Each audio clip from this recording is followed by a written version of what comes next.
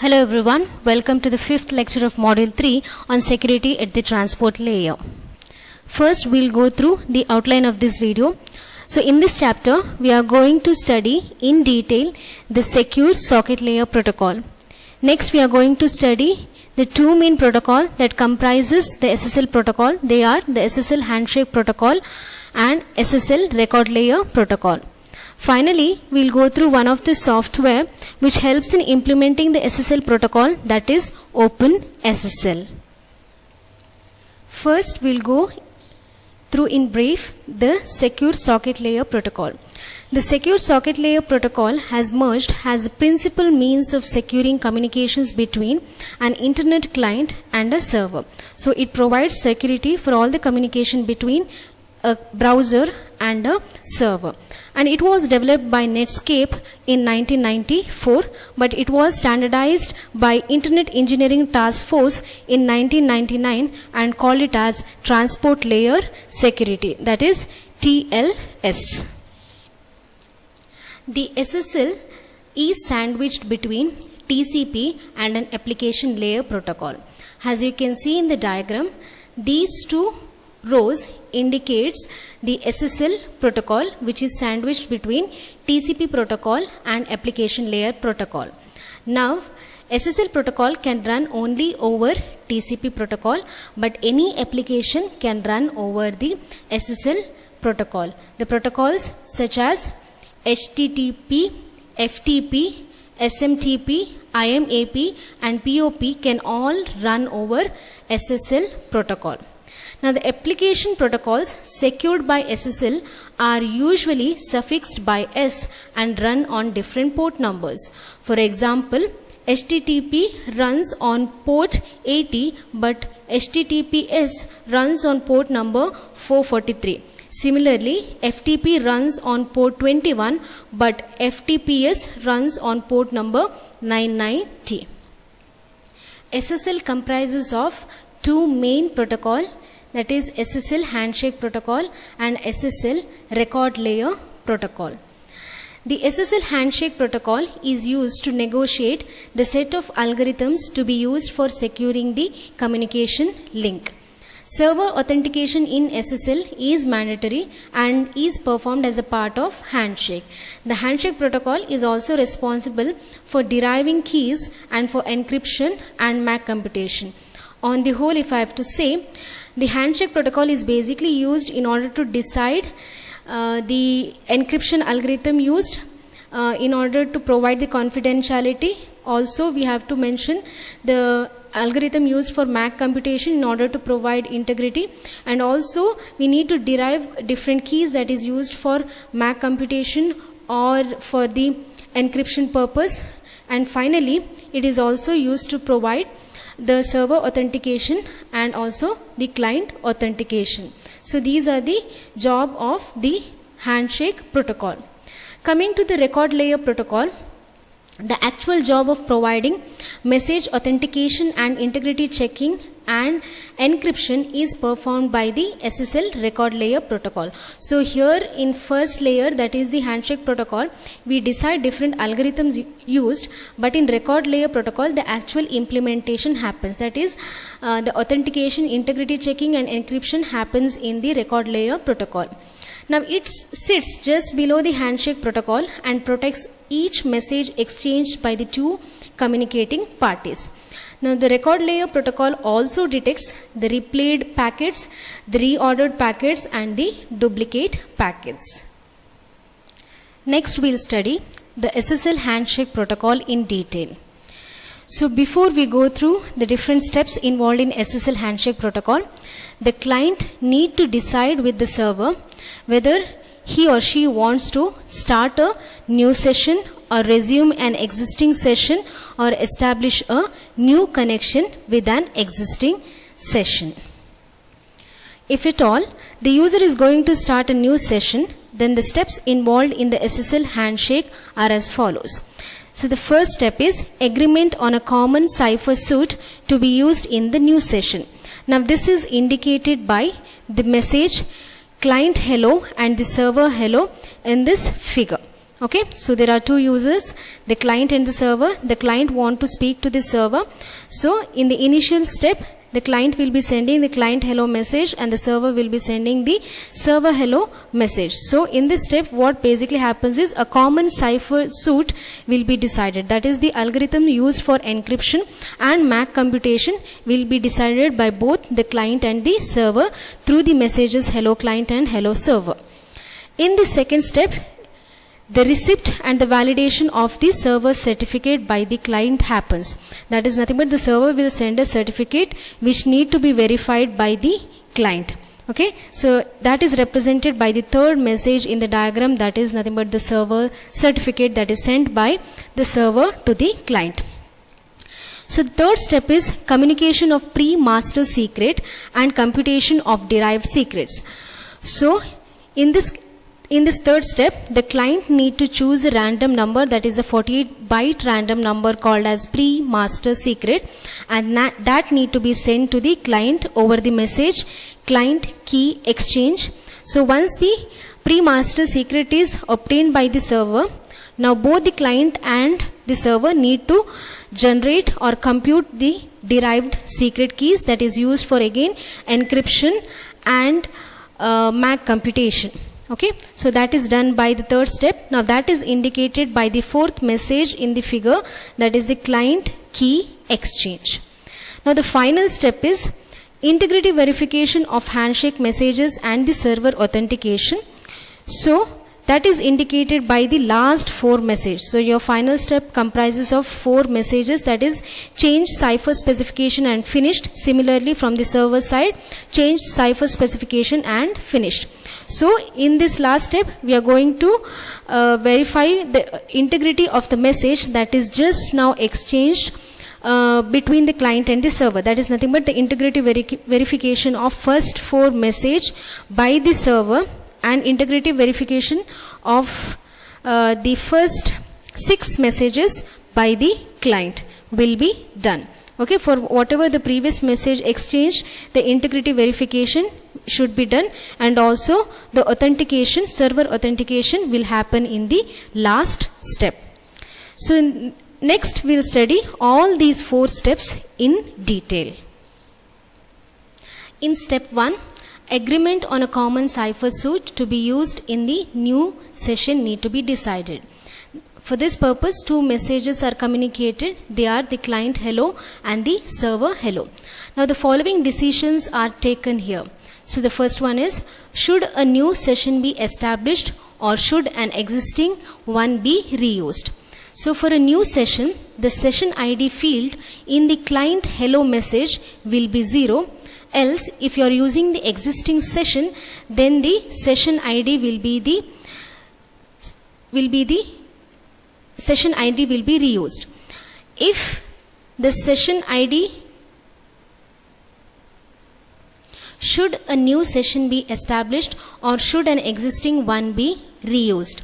For a new session, the session ID field in the client hello message is 0. Else the field is set to the ID of the session to be reused. The session ID field in the server hello message is the ID of the new session to be established or the ID of the existing session. That is, if you are using the existing session, then the session ID field in the client hello and the server hello will be the existing session ID. But if you are going to create a new session, then in the client hello, the session ID will be 0. In the server hello, it will be session ID of the newly established session. Secondly, the algorithm to be used in computing the MAC for message integrity may be included. For example, it can be MD5 and SHA1, any of these algorithms in order to compute the MAC. Third decision, whether or not message confidentiality is required. That is, whether encryption or decryption of message is required. If required, you need to decide what algorithm you want to consider and what key length you want to consider. For example, you can go for DES, AES, RC4, any of these encryption algorithm, and we need to also mention the key length. The key exchange method used for communicating the pre-master secret need to be decided. How we are going to exchange the pre-master key need to be decided. Whether we are going to encrypt it and then send it to the server, or whether we are going to send through a digital certificate. So key exchange method need to be decided in first step itself. Lastly, we need to agree on a cipher suit by choosing and exchanging two 32-byte nonces, that is RA and RB in this step. So RA is nothing but a nonce that is chosen by the client, and RB is a nonce that is chosen by the server, and this need to be decided in the first step itself. On the whole, in the first step, we need to decide on whether we will be going for the current session or we are going to create a new session. Next, we need to decide on the MAC algorithm and the encryption algorithm that will be used, and also the key exchange method to be used for communicating the pre-master key. Finally, we need to, the client and the server need to choose the two random number. This is what all done in first step. In step 2, receipt and validation of the server certificate by the client happens. So the server communicates its certificate to the client. On receipt of the certificate, the client checks initially for the name, for the URL and the validity period of the certificate. It also verifies the signature of the certifying authority on the certificate. So on successful verification of all these fields, only partial authentication is done. So the complete authentication happens only after the end of fourth step of SSL handshake protocol. In step 3, communication of pre-master secret and computation of derived secret happens. That is, the client chooses a pre-master secret, which is a 48-byte random number. Now the pre-master secret is encrypted with the server's public key, which is obtained from the certificate and sent to the server in the client key exchange message. That is the fourth message in the communication. Thereafter, both client and server computes the master secret. So from the pre-master secret, now both client and server need to compute a master secret. This is an hash-based MAC function f of the pre-master secret, the two nonces exchanged in step 1 and some predefined constant.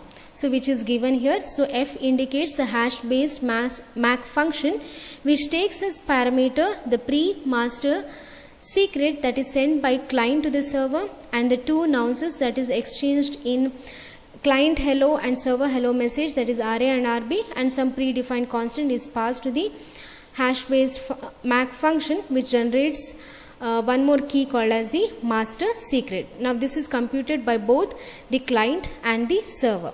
So usually for the hash-based MAC function, we'll go for SHA-1 or we'll go for message digest algorithm.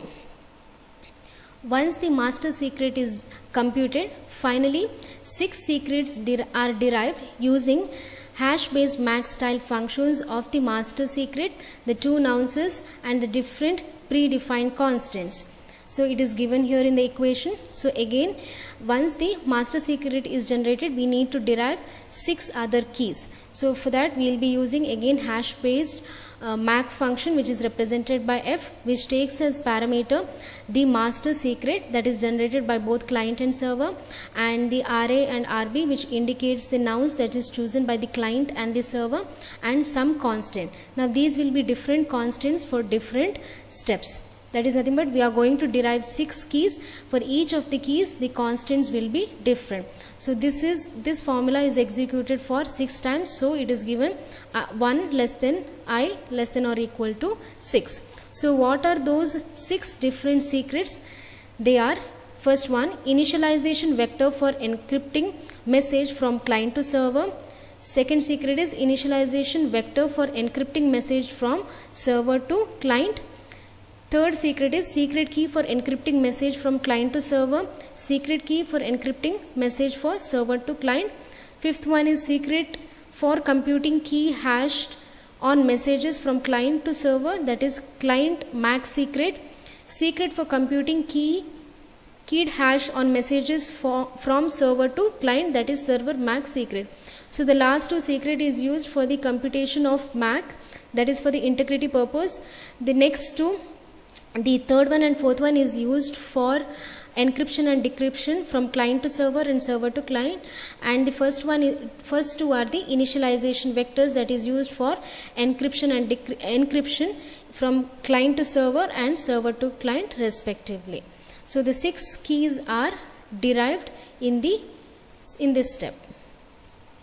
In step 4, integrity verification of handshake messages and server authentication happens. So this involves the exchange of 2 messages in each direction. They are change cipher specification and finished messages. So in the first message, that is change cipher specification, the party that sends this message signals that from now on the cipher suit and the keys computed will be used. That is the cipher suit that is decided in the first step and the keys computed in the third step will be used from now onwards in this current session. That will be decided in change cipher specification message. The second message, that is the finished message, this message includes the key hash on the concatenation of all the handshake messages sent in the preceding steps plus a predefined constant is done. That is nothing but if the finished message is sent from the client to server, then client will include all the previous messages that is exchanged in this current session, that is from step 1 to step 3, and then it also concatenates a predefined constant, and for this whole thing an hash is applied and that is sent to the server for verification.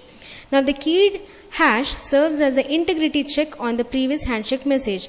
So this basically provides an integrity check that the message has not been altered in the previous handshake.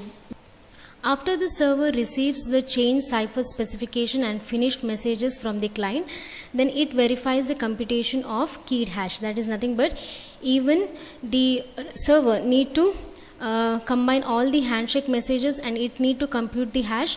If the computed hash matches with the received hash in the finished message, then basically authentication is done from the server side with respect to the client. Okay. Then the server computes its own keyed hash that covers the previous handshake messages plus a predefined constant which is distinct from the one used by the client. So similarly, now the server also needs to combine all the previous messages, handshake messages. Now this includes the first 4 messages, also the change cipher message and finished message from the client. It will include all the 6 messages and it will also concatenate a predefined constant. For this it will apply the hash and it is again sent by the server to the client. So when the client receives the keyed hash and verifies it, only at this point we can say that the server has authenticated to the client. So once the authentication is done, next the communication between the 2 parties happens using the keys that is generated in the third step, also the cipher suit that is agreed in the first step. Next we'll go through some of the key design ideas that can be used with SSL handshake protocol. So the first one is the key exchange method. So the key exchange is done in the second step. So the server dispatches its certificate so the client can use the public key contained in the certificate to encrypt the pre-master key. But in some cases, however, the server's certificate may be a signature-only certificate. So this means that the public key in the certificate and the corresponding private key may only be used exclusively for signature generation and verification and not for encryption and decryption. In that case, SSL permits the server to create a temporary public and private key pair, and the public key are signed by the server using the private key corresponding to the public key in the signature only certificate. So what happens is SSL server can create or generate a public and a private key pair which is then signed using the public key that is present in the signature only certificate.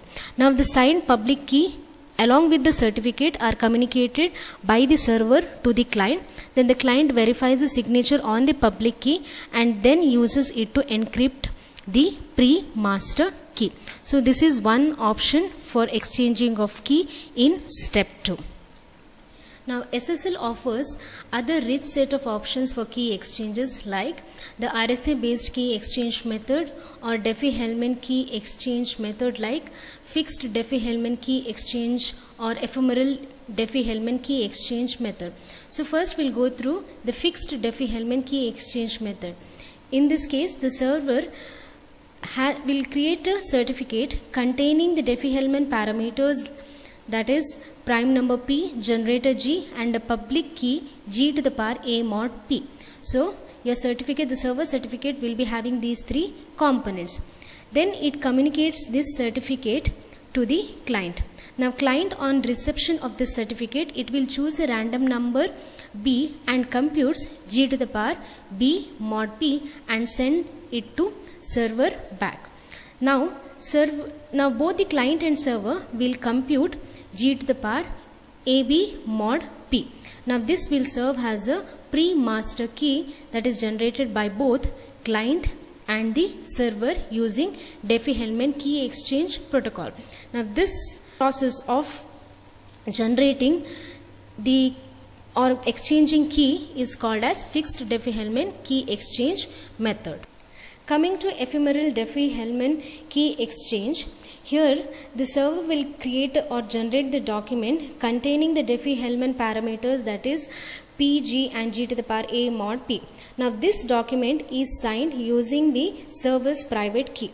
Now what server will do is it will take the signed document and also the certificate and it will send to the client. Now client on receiving the signed document and the certificate, it will first verify the document using the public key that is present in the signature only certificate. Once it is verified, it obtains P, G and G to the power A mod P. Now the client will choose one more random number which will act as its private key, that is B, and it will compute G to the power B mod P. Now this value is sent by the client to the server. So server receives now G to the power B mod P. Now both server and client will compute G to the power AB mod P, which will act as a pre-master secret. So this is how ephemeral Diffie-Hellman key exchange works. Next we'll go through server authentication step. So the MAC computed by both the parties and sent in step 4 is used as an integrity check on the previous handshake messages. All the handshake messages are sent in the clear text except the encryption of pre-master secret in message 4. So it is possible for an attacker to alter one or more of the handshake messages. For example, he may replace 128-bit DS algorithm as 56-bit DS might be in the first two messages, that is client hello or server hello, where the decision of what algorithm will be used is done. So this may induce both the parties to use a weaker cipher. So it was 128-bit DS which is better than 56-bit DS. So which can lead to a compromise by an attacker. Okay. Thus the MAC detects any modification in the handshake messages. Now the hash computed by the server and verified by the client uses the server MAC secret. Now it is the function of master secret, which in turn is a function of pre-master secret. Recall that the pre-master secret is chosen by the client and it is encrypted with the server's public key so that the server alone can read it. So nobody but the server and the client would compute the 6th secret. So only after the client receives and verifies the keyed hash from the server, it is convinced that it is talking to the authentic server. The next key design issue we'll consider is sessions and connections. So it is always a good security practice to change keys during a long lasting session. So if your session is too long, it is always a good practice to change the keys that is used for encryption or MAC computation. So SSL has a provision for creating new connections with an existing session. That is, you can create a number of connections in an existing session. So in creating a new connection, the pre-master secret, which is a part of existing session state, is not chosen new. So you won't change the pre-master secret whenever you create a new connection in an existing session. It will be the same. So instead you will generate a new master secret, okay, which is a function consisting of pre-master secret and two fresh nonces that is contributed by the client and the server. So whenever you create a new connection in an existing session, what gets changed is the new master secret. So in order to calculate a master secret, we need the pre-master secret that will be taken from the existing session itself, but you contribute now two fresh nonces, that is nothing but RA and RB that is given by the client and the server. So this changes the master key for a new session. So we know that further this master key is used in order to generate the 6 derived keys that is used for encryption and for the MAC computation. So this is how for a connection the entire 6 derived keys gets changed. So in the session state, it includes the pre-master secret, the negotiated cipher suit, and of course the session ID. So session state means that for each session we create, even though multiple connections are created in that session, these parameters won't change for any of the connection. That is pre-master secret, the negotiated cipher suit, and the session ID won't change. So the state of this session will include the 2 nonces, the master secret, the 6 derived secrets, and 2 message sequence number 1 for each direction of the message transfer. So it means that for every connection you create in an existing session, these are the parameters which will get changed. That is the 2 nonces, that is RA and RB, the master key, master secret key will be changed, the 6 derived secrets will be changed, which is computed from the master secret, and the 2 message sequence number. So there will be a sequence number given at each directions. That is nothing but there will be a counter kept for a sequence number of client and the server, and it starts from 1 for each of the connection that is established in an existing session. So session state basically indicates what are the constant parameters for each of the connection in an existing session, and state of the connection basically represents what are the new values given for the parameters in a new connection that is being established. Next we'll go through SSL record layer protocol. The SSL record layer protocol is used to securely transmit data using the negotiated cipher suit and the keys derived during the SSL handshake. So its main tasks are computation of per message MAC and encryption. So the main task of record layer protocol is to compute MAC and to perform encryption. So if the data to be transmitted is very large, it performs fragmentation, and each fragment is 16 KB or less in size. When a connection is established, both sides initializes a sequence counter to 0. So in the client side and the server side, both will have a sequence counter which is initialized to 0. Now the counter is incremented for each packet that is sent. Now the sequence number itself is not sent as a part of the message. However, it is used in the computation of MAC at the sender side and in the verification at the receiver side. The MAC is computed on the concatenation of 64-bit sequence number and the compressed fragment. So MAC is computed using 64-bit sequence number and the fragment, and then it is appended to the fragment. Okay. Now this entire message, that is fragment with MAC, need to be encrypted. So before encryption, we need to check that whether the fragment with the MAC is the multiple of a block size. If it is not the multiple of block size, basically we need to perform the padding. So then finally fragment with MAC with padding is encrypted and it is sent to the TCP layer by prepending SSL record layer header. So the SSL record layer header has 3 components. The first one is 1 byte content type field, which identifies the higher layer protocol used in order to process the fragment that is just now created. Second one is the 2 bytes are used to specify the version number. Finally, the length field indicates the fragment size in bytes. The last topic is OpenSSL. So OpenSSL is an open source software that implements the SSL or TLS protocol. So it is comprised of a number of libraries that implement various cryptographic algorithms. It provides extensive support for communicating and validating digital certificates. The application developers can rely on the OpenSSL APIs to implement the required security. So this is the end of the third module. Thank you for watching this video.